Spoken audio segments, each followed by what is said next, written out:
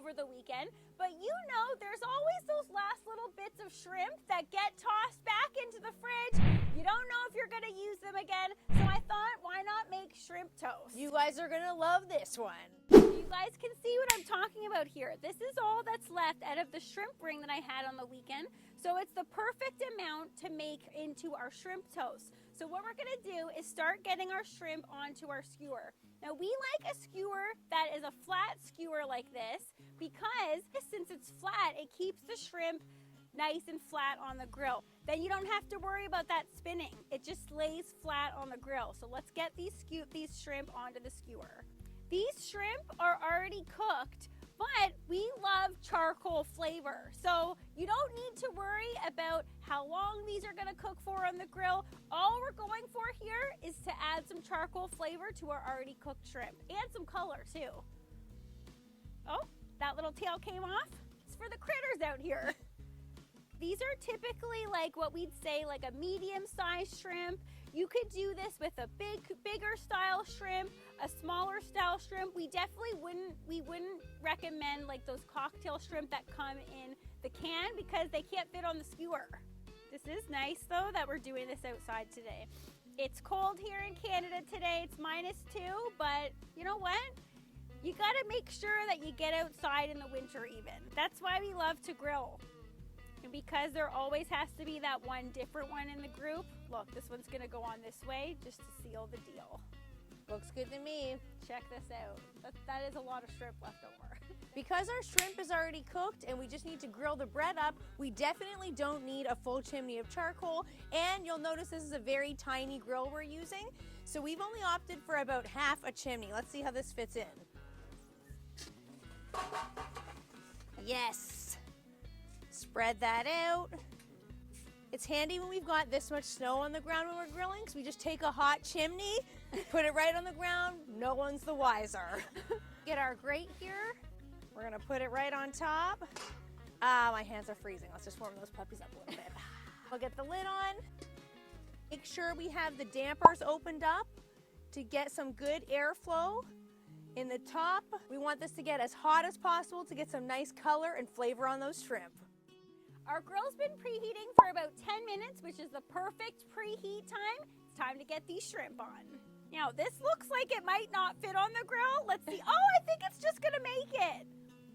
Oh yeah, that's what we're talking about here. Well, that's doing its thing.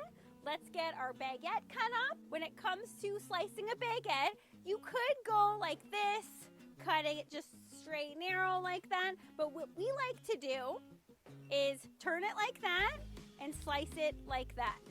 Now, it is cold out here, so this is partially frozen.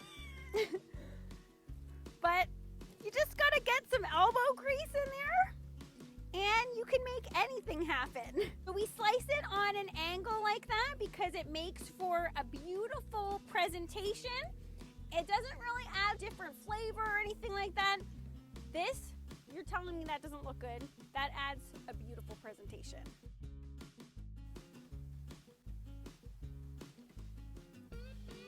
Oh yeah, this is so nice and warm. It smells amazing already. All right, let's check in on our bread, see if we got some color on it. Oh, ooh, yeah. Oh my goodness. Now, you'll notice I'm not using tongs, but that just goes to show you guys how cold it is here, that my hand is still an icicle, even just using my bare hands on this grill. So let's turn these all over. Check that out. Oh my goodness, that looks good even just like that. Look at that crosshatch action on the bread. Perfect color. In the meantime, we're gonna start to put together our filling for this super simple shrimp toast. You guys are gonna see someone come down the road behind me. That's embarrassing. Okay, someone is down here, but Who is that's it? okay. It doesn't Who is matter. it? I don't know who it is. Hopefully they'll turn around. Do you guys want some shrimp toast or are they leaving? I don't want to look. Neither do I. We're gonna keep rocking and rolling. All right, we're back in business. Okay, so you guys are gonna see just how simple it is to make these shrimp toast. We love making them because you can really make them as simple or as complex as you want. So we're gonna show you guys a very simple version of these today. You can mix and add some lemon and some capers. You could add in some sesame oil. Really, the sky is the limit for these shrimp toast. But it all comes together with some mayonnaise and sriracha. First two things we're gonna use. Now this isn't an opportunity to use low-fat mayonnaise. I can't really think of an opportunity when you'd wanna be using low-fat mayonnaise. Go for the good She's stuff. a full-fat kind of gal, everybody. You really gotta make sure, because whenever you're doing a recipe that has very few ingredients, you wanna make sure that each one of those ingredients has a ton of flavor. And as we all know, fat means flavor. Smelling like a bakery around here, that means our bread is ready to come off the grill. So we're gonna take these off with the hot side facing up. And I'll show you guys why in just a second. All we have is one very large clove of garlic here. We're just gonna take our knife and smash it down. Okay, so that's what we want. We want a big section of the clove still intact. You don't want it, this is not for minced garlic. Then we're gonna take the clove, take one of our hot slices of bread, and just rub it on. Super garlicky, it smells incredible, just with that little extra step here. Throw down a garlic emoji in the comments below if you love garlic. We can't get enough of it. The reason we love grating the garlic over the hot bread instead of chopping up garlic and putting it in the recipe is because you get a lot of garlic flavor this way without getting chunks of garlic in your mouth. Ooh, that's what we're looking for. Because these are already cooked, we just want a little bit of crusty color. That's what's gonna give us that charcoal flavor that we're looking for.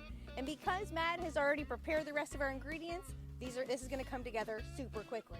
So we've got some cheese that we're gonna throw in here, just some regular grated cheddar cheese, sliced green onion.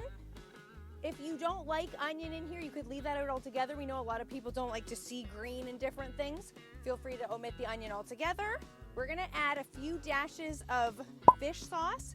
And when we say a few dashes, we really do mean a few. A little bit of fish sauce goes a long way. It's got a very funky umami punch to it. You don't want too much of this stuff, guys. We're speaking from personal experience here, okay? Just a little tiny bit that's gonna bump up the fishy flavor of this recipe. Then the last thing we're gonna add, aside from our chopped shrimp, is a barbecue rub. You could use any barbecue rub you have on hand. We're using the Traeger fin and feather rub, just going with that seafoody vibe. Sprinkle a little bit on top. Our shrimp are ready to come off the grill. And we're gonna take them and just remove them from our skewer. Then all we need to do, see how cold it is out here? These are gonna cool down in about 5 seconds. I can't believe you're doing that with your bare hands. It's because I don't know why, I'm like immune to the heat right now because it's so cold. We're just gonna take the tails off of our shrimp. Okay, then what we're gonna do is just roughly chop our shrimp up. Then we're just gonna stir it all together. This looks like the perfect amount for that amount of bread that we've cut up and grilled. Oh yeah, it's smelling incredible already. Nice and smoky. We've got that spicy kick from the sriracha that I'm smelling. To be honest, all I can really smell is that garlic in the air still out here. Yeah, it smells incredible. Just like that. Is that not the perfect bite? Summer, winter. This would be perfect for a light lunch. If you paired it with a little salad on the side. That looks so good. I'm like drooling just looking at that. Oh goodness. Oh. Look at how beautiful those are. They look incredible. Beautiful. And there you have it, guys. It's as simple as that. And I don't know about you, honey, but I think that anything tastes better when you add an IE on the end, AKA these are now shrimp toasties. Oh, I thought you were going to say shrimpie toasties. That's even better. That is shrimpie toasties. I'm smelling garlic off the top and really a lot of that fish sauce, which that's, I feel like, an ingredient that a lot of people are like iffy on. We definitely recommend getting a bottle of this stuff. It'll last you a lifetime because you only use like 2 dashes at a time. Shrimpie toasty airplane, here we go. Oh yeah. Oh. Oh. It's so salty. Is it? It's that rub. That rub is coming through. But the number one thing coming through are the shrimp. You can tell they've been made on a charcoal grill This dish needs to be made on a charcoal grill. Once you guys make this recipe, everybody is going to love it. They're cheesy, they're creamy, they're a little bit spicy, a little bit umami. These are a must-have. And we love that this shrimp might have gone to waste. Yes. This was left over from a shrimp ring, so this is like leftovers done right. This is a very good way of utilizing a small bit of food that otherwise is not big enough to have a full meal out of, but now it is. You need to make these the next time you have some leftover shrimp ring. So if you guys found this video to be helpful, if you can't wait to get out to your grill and make these shrimp toasts for yourself, hit that like button, hit that subscribe button for more barbecue fun from your two Canadian barbecue sisters. Oh yeah. Now honey, what do these taste like? They taste so good. They make me feel like dancing.